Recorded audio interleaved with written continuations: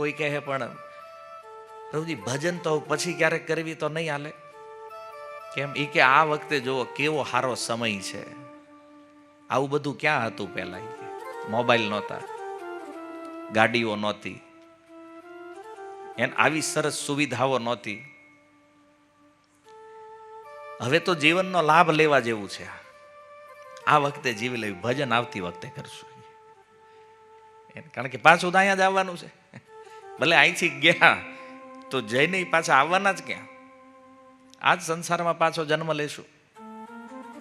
શરીરો ભલે અલગ હશે કોઈ પણ આપણે તો એવું જ માનીએ છીએ કે આપણે પાછા તો મનુષ્ય જ થશું. ઘણી વાર એવું થાય. લોકોની આ ભ્રાંત ધારણાઓ છે.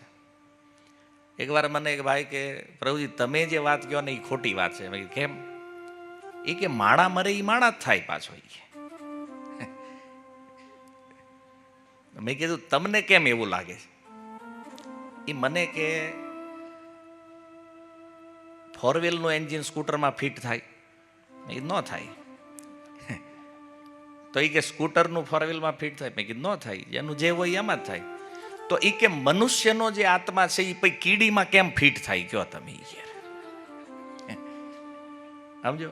તો મનુષ્યનો આત્મા એ પાછો એ માણા જ થાય કે પછી કૂતરો જ થાય, કીડી જ થાય. એમ તમે કીધું તારું લોજિક તો બહુ સારું છે, પણ વિચારવાનું એ છે કે તો પછી તને માણા બનાવ્યો ઓલાને કૂતરો એમ કેમ? વાત તો વિચારવા જેવી છે ને. તમે તર્ક આપી શકો, લોજિક કરી શકો, પણ સિદ્ધાંત શું કહે છે? કારણ કે આત્માના વિષયમાં કોઈ જ્ઞાન નથી તો આવી બધી વાતો થાય. કારણ કે આત્મા તો કોઈ પણ શરીર હોય એની સાઈઝ તો એક જ હરખી છે બધા. જે આત્મા એક કીડીમાં છે એવો જ આત્મા મનુષ્યમાં છે. આત્માની સાઈઝમાં કોઈ ફરક નથી. શાસ્ત્રોમાં કીધું છે, ઉપનિષદોમાં આત્માની સાઈઝ કેટલી છે કે બાલાગ્ર શતભાગસ્ય, વાળના અગ્રભાગનો, વાળનો જે પોઈન્ટ છે એ પોઈન્ટના 100 ભાગ કરો. બાલાગ્ર શતભાગસ્ય શતધા કલ્પિતસ્ય છે. વળી જે એક ભાગ આવ્યો એના પાછા 100 ભાગ કરો. એટલે વાળના અગ્રભાગના 10,000માં ભાગની સાઈઝ આત્માની છે. તો આ દુનિયામાં ગમે એવડું શરીર હોય, આત્મા તો આ જ રહેવાનો છે બધામાં. આ જ સાઈઝ છે. તો પછી મેં એને ઉદાહરણ આપ્યું. એ કે આ એક જ સાઈઝ કેવી રીતે કામ કરે? બધા શરીરોને કેમ આકે? આવડો નાનો ઝીણો એવો સમજો છો ને, વાળના અગ્રભાગનો 10,000માં ભાગ. એટલે આવું સાયન્સની અંદર પણ પ્રેક્ટિકલ નથી સંભવ. વિજ્ઞાન પણ હજી વાળના 100 ભાગ નથી કરી શક્યું. એવું કોઈ યંત્ર નથી. અને એનો 10,000મો ભાગ જે આપણા ઋષિઓએ વિચાર્યું છે. આટલો સૂક્ષ્મ જીવ એ કે હાથી જેવડા મોટા શરીરને કેમ પાવર આપીએ, કેમ હાકે? એ તો બહુ સિમ્પલ છે.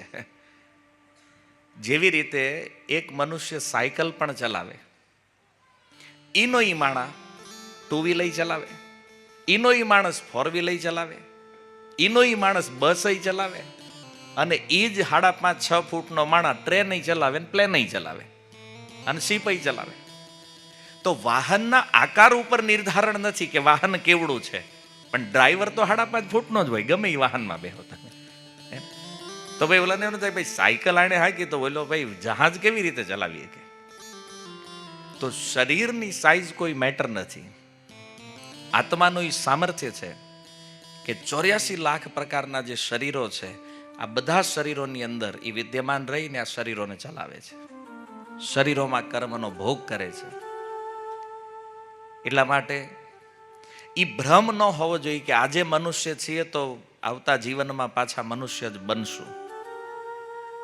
નહીં, એનો આધાર એ છે કે મૃત્યુ સમયની સ્થિતિ શું છે, આની ઉપર ડિપેન્ડ છે કે મરતા સમયે વ્યક્તિ કઈ અવસ્થામાં છે. ગીતામાં ભગવાન કહે છે, યમ યમ વાપી સ્મરણ ભાવમ તેજત્યંતે કલેવરમ. જે ભાવથી શરીરનો ત્યાગ કરે એ બીજા જીવનમાં એને પામે, એને પ્રાપ્ત કરે.